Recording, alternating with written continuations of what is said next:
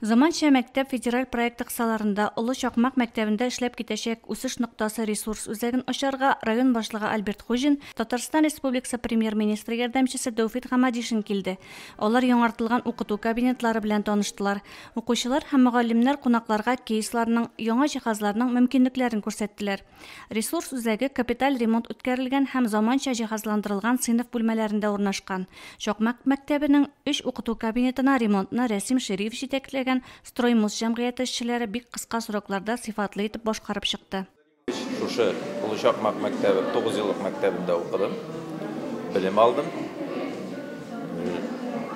Язмыштыр инде менә үземә быел точка роста националь программасы буенча ремонт ясарга туры килде. Мәгариф илкүләм проекты кысаларында безнең мәктәбебездә үсеш ноктасы проекты гамәлгә ашырыла. Физика, химия, биология кабинетлары ремонтланды һәм яңа җиһазлар белән җиһазландырылды. Үзәкнең нәкъ менә белем көнендә ачылуы символик мәгънәгә ия. Аның җиһазлары тәҗрибәләр үткәреп, проект эшләре башкарырга, гомумән белем офыкларын киңәйтергә зур мөмкинлекләр бирә.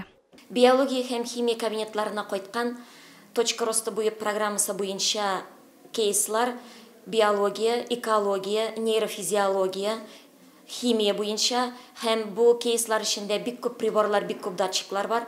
Бу приборлар, датчиклар белән эшләү теоретик яктан алган белемнәрне практик яктан ныгытырга мөмкинлек бирәчәк.